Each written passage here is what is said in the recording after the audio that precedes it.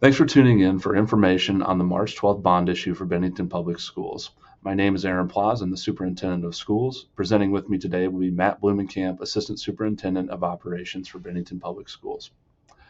We'll begin by talking about our project team.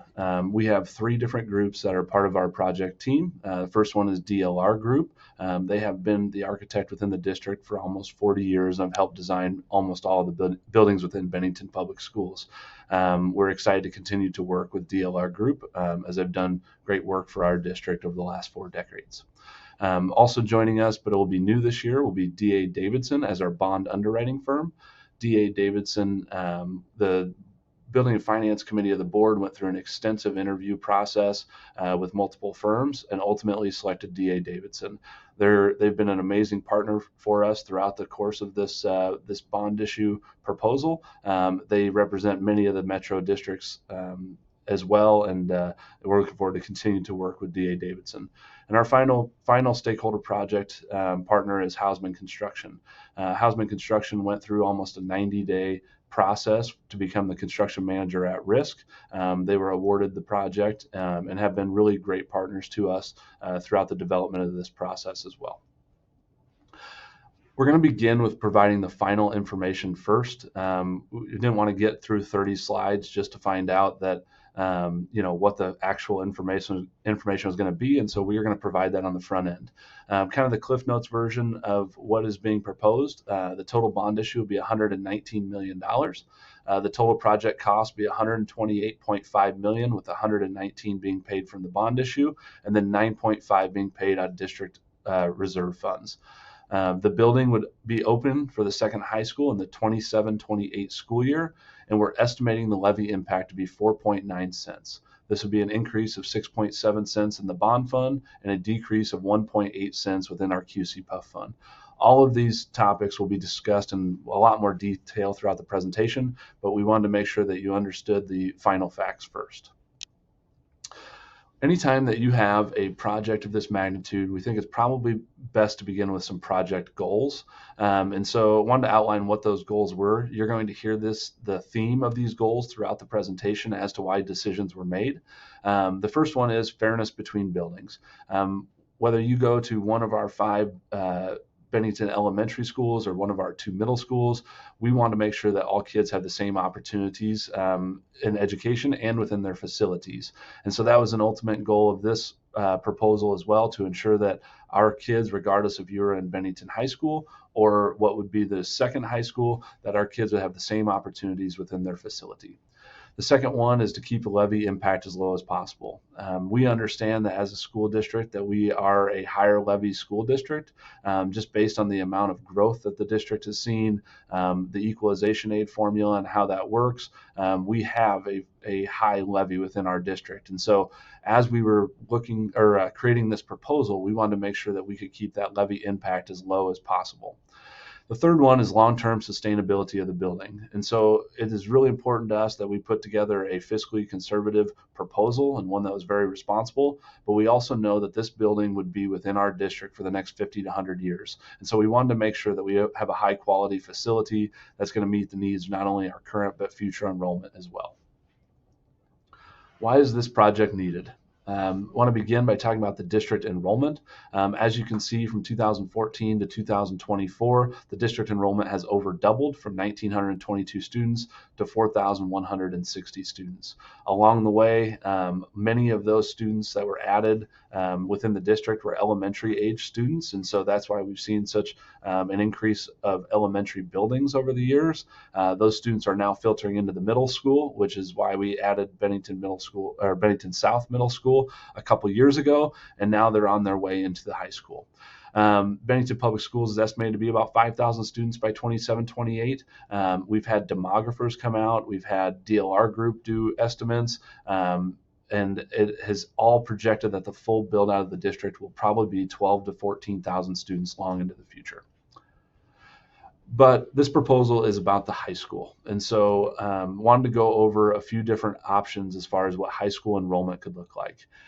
We tried to build out kind of a you could create your own story. I think if we lined 100 people up and asked them what they felt like the enrollment was going to look like in the district long term, we might have 100 different answers. And so we put together 3 charts so you can kind of choose your own story of what the potential high school enrollment is going to look like into the future. The left column is the no growth column. And so under that chart, you're going to see today's enrollment. This is assuming not one single student moves into Bennington Public Schools into the future. And so this is just the students that we have within our school system today. You'll see by 27-28, when the building would open, we'd have 1,346 students. That's the current 5th through 8th grade class. We'd be 196 students over capacity, or 117% of the current high school building capacity, which is 1,150. The middle column is our conservative growth column. And so the way that these numbers were put together is we've had a little bit of a slowdown as inflation has increased, as the housing market's gotten a little bit tighter over the last 3 years. And so we did a cohort survival rate over 3 years. What the cohort survival rate would show is how many students, or what percentage did each class grow over 3 years. So if we had a kindergarten class of 100, and then the next year the kindergarten class was 101, our cohort survival rate was 1%. And so we took those 3 years, we averaged them together, so it kind of worked its way through in a little bit more accurate fashion, and then applied those to our current classes utilizing those numbers. And so that would be a little more conservative rate, and that would show you in 27-28, our high school enrollment would be 1,392 students, 242 over capacity, or 121% of building capacity. The right column is a little more historical growth. And so utilizing the same cohort survival, but doing it over a 5-year period, when we were having a little bit larger influx of kids, just as the economy was in a little bit different place, applying that same model over a 5-year period would bump our high school enrollment to 1,464 students, 314 over capacity, or 127% capacity. What you can see is, regardless of which story that we choose, the no growth, the conservative growth, or the historic growth, we're anywhere from 17 to 27% over capacity within that building by the 27-28 school year. One item of note in purple is the 25-26 school year. That is the year that we are over capacity, regardless of which what we believe the enrollment growth is going to be. And that's also the year that Bennington High School becomes a Class A school, or Class A school. I'm going to hand the presentation off to Dr. Blumenkamp to talk about the scope of the project. As Dr. Plaus said, I am Matt Blumenkamp, Assistant Superintendent of Operations for Bennington Public Schools. Talk a little bit about the facility. This is the piece of land that we do currently own on 180th and Military, where the potential second high school would be built. If you look, the facility, or the building itself, would be in the lower left-hand corner of this piece of property, with the athletic fields moving to the east and to the north. You do see that windy road that is built to the north. North of that would be potential for about 15 acres that, again, we do own, that could add a elementary school in the future. On 180th Street there, those that live out in Woodland Crossing do know that 180th Street is paved all the way to that squiggly road. But moving forward to the north, it is currently gravel all the way to Bennington Road. We would be paving that road if the facility is approved on March 12th.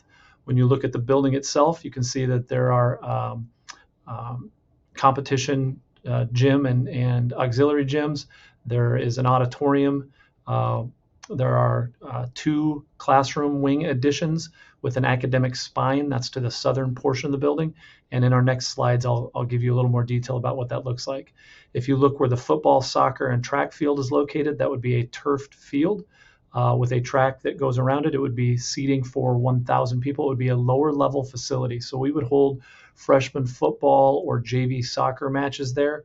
But Badger Stadium, currently held at our current high school, would be our competition varsity facility for varsity football, track invitationals, varsity soccer, things of that nature, just for the pure size of it. Going back to this piece of property, if you move farther north from the football and track facility, you see a competition softball field and a competition baseball field that both are seated for 500. Our parking stalls would have about 1,000 stalls on property. All right, total scope of the project. Again, if we go to the upper left-hand corner, you see that there is a competition gym and an auxiliary gym that is consistent with what we do have at our current high school with locker rooms that are connected. If you move to the right where you see the first floor area, you can see that there's an auditorium with a band and choir facility with dressing rooms and a scene shop that's connected.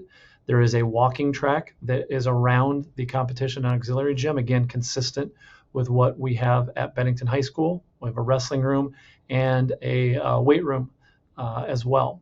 If you look at the academic wings, which are to the lower portion of this picture, you can see that there are academic spines. The academic wing is 2 stories tall. And so you would have the math and science and social studies and English classrooms in those academic wings that are colored purple. And then in the academic spines that connect those, you would have some specials classes, you would have counseling department, we would have business classrooms, special education classrooms. Again, total scope of the project, you can see what's listed on the right-hand side. Academic areas, as I said, this facility would be built to open with 1,000 students. The overall capacity of the facility would be built for 1,500 students, but in those purple wings that you can see in this picture, we would build both of those academic wings to connect to that academic spine, which would represent about 500 students each for a total opening day of 1,000 student capacity. We would then have the option to move to add a third academic wing as we continue to grow that would take the capacity of the facility up to 1,500 students. We would start with 26 classrooms. They're about 900 square feet apiece. That is, again, consistent with the classrooms that we have at Bennington High School. That fits 25 desks and chairs and a teacher with a desk and a chair very comfortably into those 900 square feet. We'd have 6 science labs and then common teacher plan space. What we've come to realize at Bennington High School, our current facility, is that we're about 90% capacity at Bennington High School, and we are out of classrooms for our teachers. We do have teachers that travel, and one of the things that we feel that makes our programming at the high school very strong is having common plan times for our math teachers or common plan times for our social studies teachers. It allows our special education teachers who co-teach with our English and math department to be able to have plan time with the math department or with the English department. And having these common teacher plan spaces would allow us to continue to do that at the new facility. Okay, just another picture of what the classrooms would look like with the core instructional classes. On that first floor picture to the top of the page, you will see the blue and green classrooms. That would be our family, consumer science, visual arts, and business areas. And again, in those spines, you would have some special education classrooms, the media center, and the counseling center. All right, career and technical education. In the 2022 bond, we did have some space for career and technical education, but we weren't quite sure at that time what that would look like. Since that time, we have surveyed our students. We've looked at data where they're going to college and what degrees that they're earning when they go to 2- and 4-year colleges. And that helped us come to a conclusion on what we would add in these career and technical wings in high school number 2. Small engines and welding would be one of the areas, with a health science pathway being the other. It'd be similar to an academy or a pathway. At our current high school, we have construction, trades, and drafting that's been there for quite some time, and we've just added an intro to education class this last year, which would potentially turn into an education pathway. So we would have 4 pathways, regardless of which high school you went to. The proximity between the 2 is close enough that whether you're at the first high school or the second, you could go to any of those 4 pathways and be able to travel back and forth in order to take the courses that you are interested in at Bennington Public Schools. It provides for more programming partnerships between buildings, and it allows us to make up and seek opportunities with public and private partnerships. The picture to the bottom of the page is the auditorium. It's built for 800 students. Our current auditorium at Bennington High School is built for 650. That is for a facility that has a capacity of 1,050. The new high school would have a capacity of 1,500, thus the reason for the auditorium seating to be at 800. Above the auditorium there in the light green would be the band and choir classrooms with the labs in between and the practice rooms. And then to the left of the auditorium in the turquoise or light blue would be the scene shops and the dressing rooms. Extracurricular information. As I said before, we would have practice and lower level turf field on the track, soccer, and football facility. The baseball stadium would have a capacity of 500. The softball facility would have a capacity of 500. And then we are also looking to include tennis courts, as we did in the 2022 bond. 6 courts. Currently, we have a girls tennis team, and we really have no home for them. They are using facilities off campus in order to practice and hold competitions. We would look to add tennis courts. We are not sure if all 6 tennis courts would be at high school number 1, at high school number 2, or if we would split 3 courts at one school and 3 courts at the other. That is to be determined. All right, how is the scope of this project different? You're going to hear this theme throughout the remainder of the presentation with Dr. Plaza and I here. So in the 2022 bond issue, there were 44 classrooms, 40 core classrooms that were included.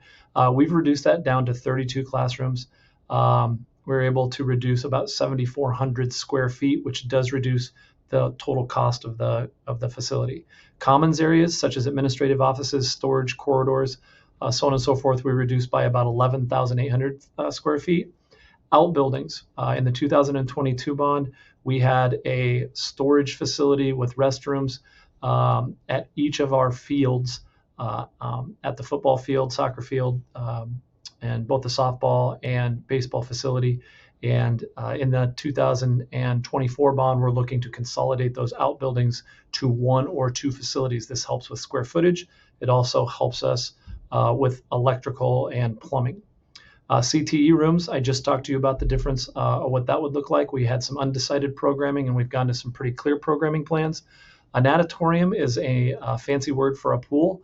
There was a possible addition of a pool in the 2022 bond. In the 2024 proposed bond issue, there will be no pool or natatorium. Mechanically, we did look at our HVAC system and looked at what could we do with the square footage of those pieces of equipment that are currently inside of the facility. In the 22 bond, those were located inside the facility. We've worked with our engineers at DLR to relocate that equipment onto the roof, similar to what we have at Bennington High School. That does cut down some square footage by about 5,000 feet, helping lower the overall cost of the project.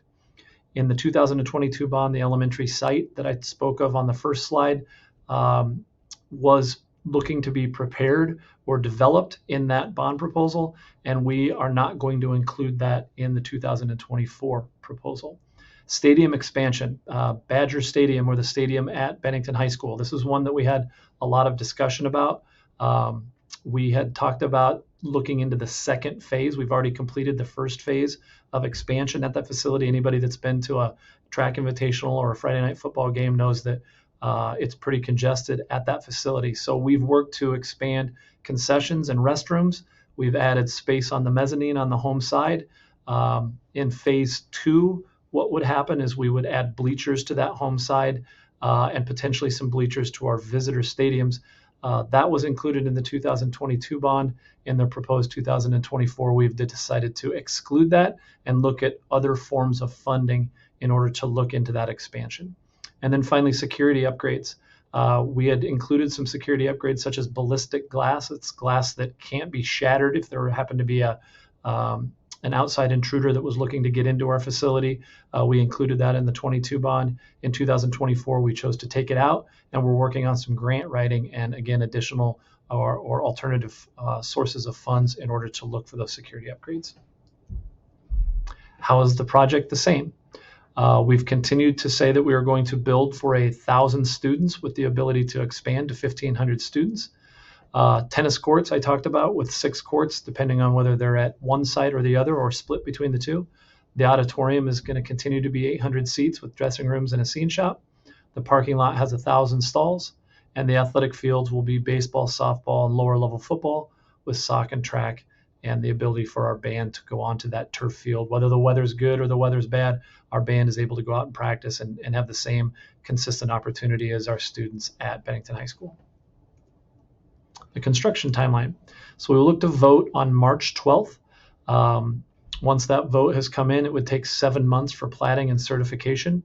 Once that is done, we would have the ability to start setting footings, and it would take about 31 months for construction with 3 months of winter conditions. We would then have substantial completion of the facility in June 2027, and that would give us 2 months to move into the facility for an opening date of August of 2027.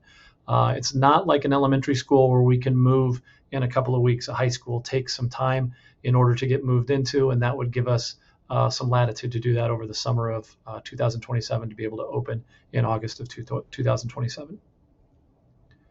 All right, financial information is going to be discussed by, again, Dr. Plas. Okay, thanks to Dr. Blumenkamp for providing information on the scope of the project. Now we're going to go over some of the financial information. Let's begin with the cost of the project. We have broken the cost of the project down into 7 categories to try to make sure that we are open and transparent about where the funds will be going to. We'll begin with the construction cost. The all-in construction cost will be just under $100 million. Equipment, furniture, and technology associated with the project will be about $8.3 million. Architect and engineering fee with a 5.9% rate is about $6.2 million. The infrastructure, that's both the internal infrastructure of the project and also the paving of the gravel on 180th Street that was discussed earlier, will be just under $8 million. The jurisdictional utilities will be $2.3 million. General expenses of $800,000, and then design contingency at 3.5% would be just under $3.5 million. So the total estimated cost of the project, $128,518,118. Again, the bond issue will be for $119 million, with $9,518,118 being used out of the district reserves to help fund the project. So how is the cost of this different from the last one?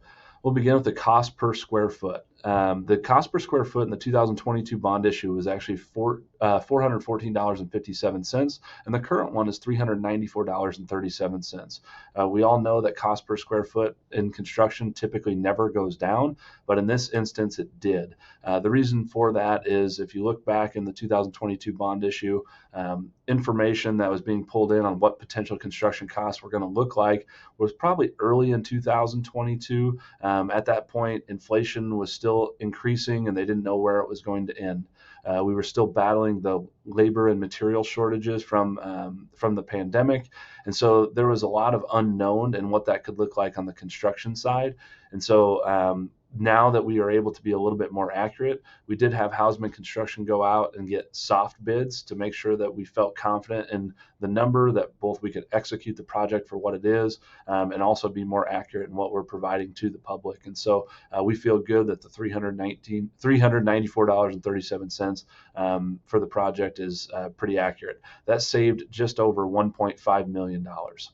The total square footage, as Dr. Blumenkamp talked about 30,000 square feet were taken out of the project. That was reducing classroom, mechanical spaces, common areas, outbuildings. That saved $12 million within this project. Technology and furniture. As the scope of the project reduced, the amount of technology and the amount of furniture to equip the facility also reduced, saving just under $1 million.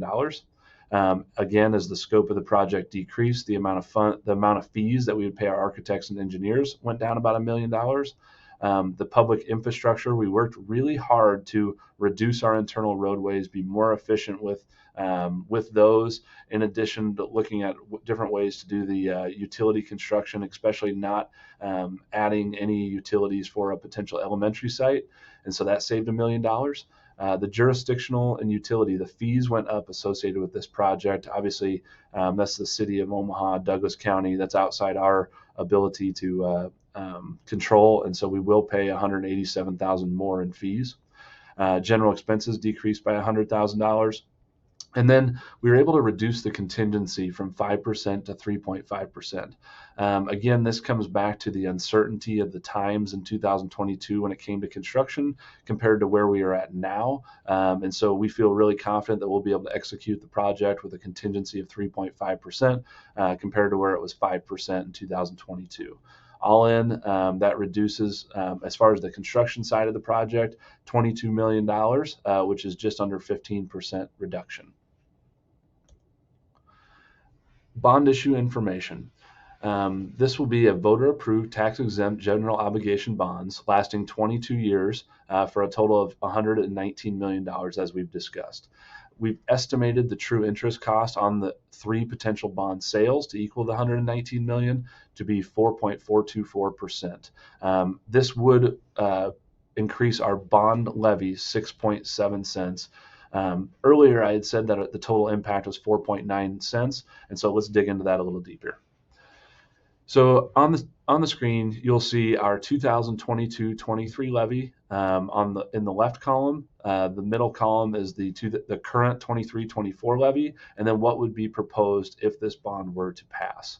And so let's begin with where we were last school year. Last school year, our general fund and special building fund were at $1.05. Our bond fund was at 34 cents, and our QC Puff fund, which was a separate bond that was used for an HVAC system, was 3.6 cents, and so our total levy was $1.42.6. Current year, 2023-24, because of valuation increases and a difference in the state model, the state aid model, we were able to reduce our general fund and special building fund by 5 cents, making our general fund special building fund $1. Our bond fund remained at 34 cents, and then our QC Puff fund we were able to reduce to 1.8 cents. So as of today, the current tax levy for our district is $1.35.8. If this bond were to pass, we would try to keep the general fund and special building fund at $1. It would increase our bond fund 6.7 cents to go to 40.7. We would be able to reduce our QC Puff fund by another 1.8 cents. And so our total levy would be $1.40.7. So if you look over on the right column, this is the difference of each of them. Special fund and special building fund and general fund would stay the same. Our bond fund levy goes up 6.7. Our QC Puff fund levy goes down 1.8. And so the total tax impact would be 4.9 cents. But what does that mean for a homeowner or a business owner? If you have $300,000 in valuation within your home, the 4.9 cents would increase your monthly bill by $12.25. If you had a $500,000 home or a $500,000 business, your monthly impact will be $20.42. One reminder for agricultural producers, in 2022, LB2 reduced the value of ag land to 50% on bonds. And so if you had $1 million piece of property, it will be valued at 50% of that, $500,000, and then you would pay taxes on only half of the value of the property. So how is this bond issue different from 2022? We'll begin with the levy impact. The 2022 bond issue was 10 cents. The current one is 4.9 cents, and so we were able to reduce that by 51%. The home value of 400,000. I know I just did a 300 and a 500 and a 750. According to Zillow, the current average home price within Bennington Public Schools is just under $400,000. So we wanted to make sure we provided that information. The original bond issue would have cost $33.33 per month. The current one is just over $16 per month. Valuation assumptions. There had been questions whether the district could afford the bond issue or what the valuation assumptions within the model look like. And so in 2022, it assumed that the valuation of the school district would go up 5% the first 5 years, 8% the next 5 years, and 5% remaining. The current valuation assumption is 9% for the first 5 years, 7% for the next 5 years, and then 5% remaining. For historical context, the valuation of the district has gone up 14.3% on average in the last 5 years, 12%, just over 12% in the last 10 years, and over 10% in the last 15. And so while 9% for the next 5 years may feel high, historically that would be low. Something that has popped up that we have talked about is we're not planning on 9% for the current homeowner on the current homes. This is 9% as a district total. And so for reference, last year, our valuation went up 7.5% on new growth. That was new homeowners, not current homeowners. And so under our model, if it was 7.5% this year, we would only have current homeowner valuations going up 1.5%. The previous year was 8.22% in growth. And so this is not just a current homeowner going up 9%. This is growth plus current homeowners. The length of the bond on the previous one was 25 years. The current one's 22, so we were able to save some interest payments on that. Unfortunately, the estimated interest on the previous bond was 3.5%. The current one is 4.42%. Again, just inflation and what interest has done over the last couple of years outside of our control. And so we won't know this exactly until the actual bond sales, but it has increased. Our current bond underwriting firm was Piper Sandler on the previous bond issue, and the current one is D.A. Davidson. And then the bond underwriting fee associated with them was $7.50 per thousand for the previous bond issue proposal. The current one is an average of 6.75 over the 3 sales, and so we would pay less in bond underwriting fees. And finally, the years before principal is paid. There has been questions about the bond structures and how many years go before actual principal is being paid on those bonds. In the previous proposal, it was going to be 10 to 12 years before principal is being paid. The current proposal is 3 to 5 years before principal is being paid. We would love to have that be the very first year, but going back to our goal of trying to keep the levy low as well, we were able to find a sweet spot at 3 to 5 years before the principal is being paid, while also trying to keep that levy low. And let's talk about our bond debt information. Bennington Public Schools has passed 6 bond issues since 2003 for a total of $198 million. At the beginning of the 23-24 school year, we have $173,145,000 in outstanding debt. Obviously not a ton of debt has been paid down over the course of the last 20 years, but we're starting to turn the corner in what our payment structure looks like. The district is on schedule to pay off all existing bond debt. Making the payments is we are in a position to do so. We'll talk more about that in a minute. So over the last 20 years, we've paid down $25 million in bond debt. But over the next 5 years, we're going to pay down $28 million and almost $8 million in 23-24 alone. If you look it out over the 10-year period, our principal will be paid off about $63 million over the next 10 years.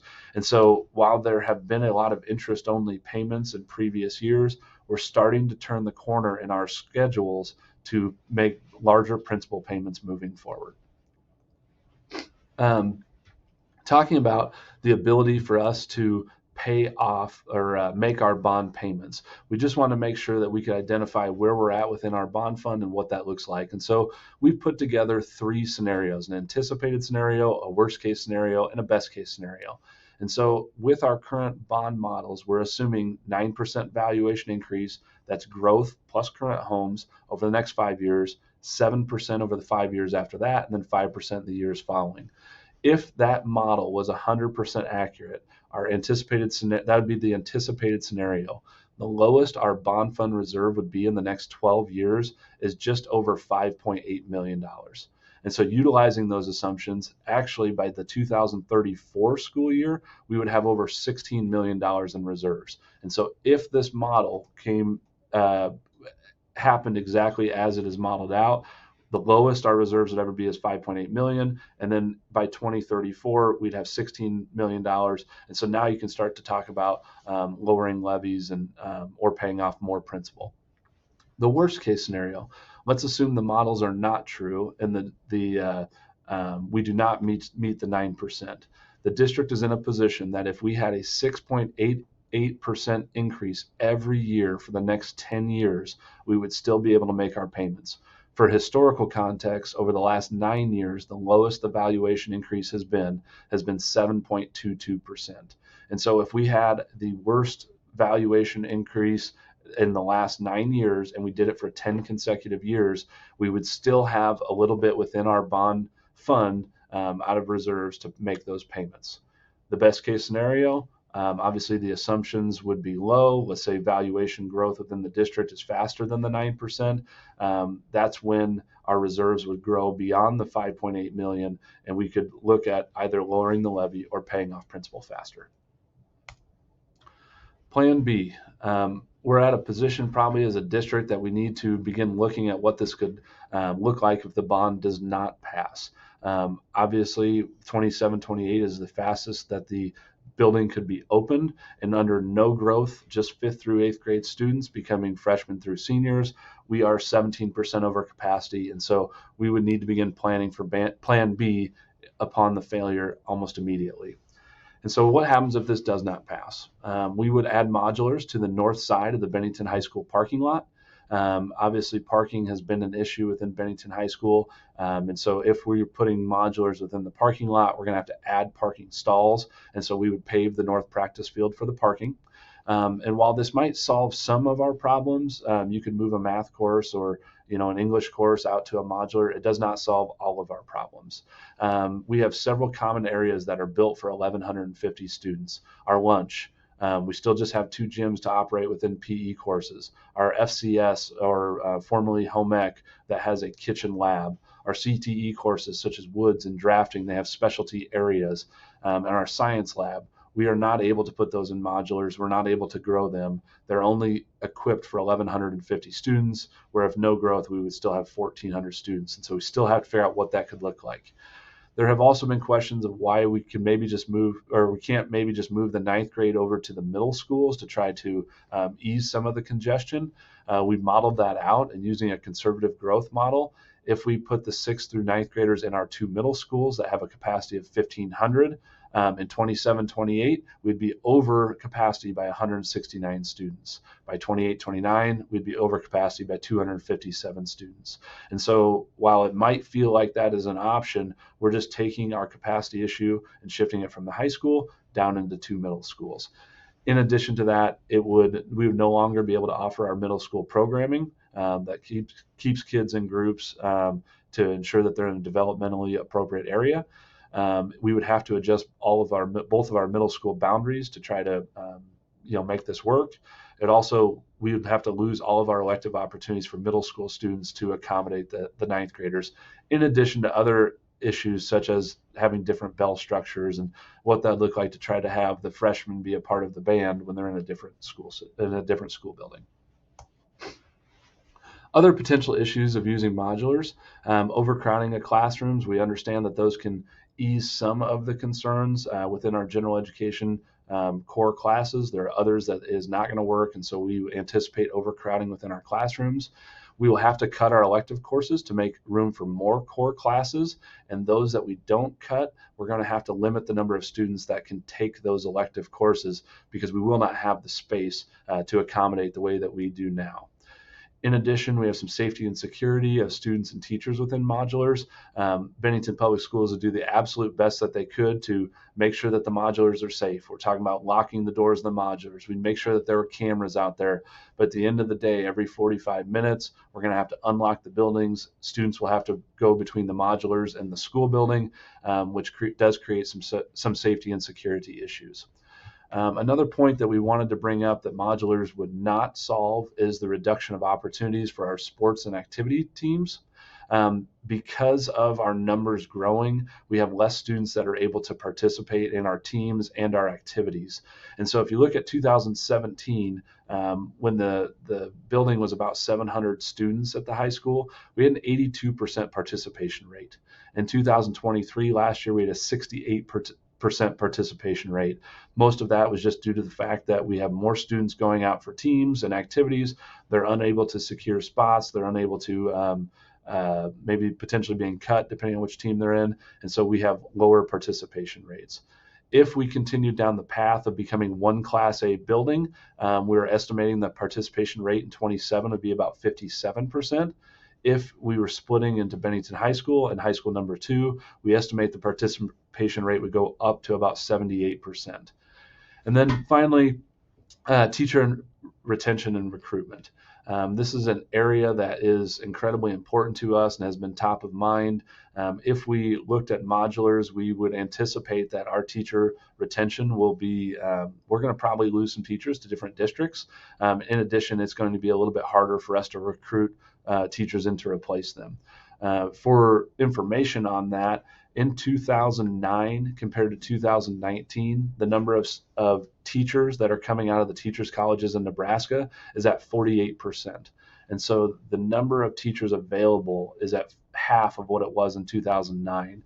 So when you are not able to retain a teacher, you want to go out and recruit a new one, you either have to do so from a different district or you have to do so from the teaching pool of new teachers, which is half of what it was in 2009.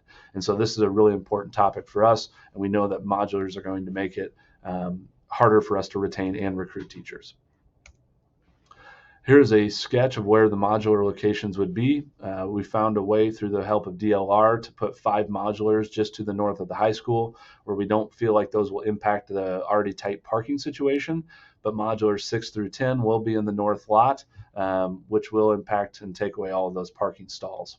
Once that takes place, we would have to pour a parking lot in the north practice field to try to not only ease our current congestion, but make up for the lost stalls from those modulars. So now is our time to vote. If you are registered, you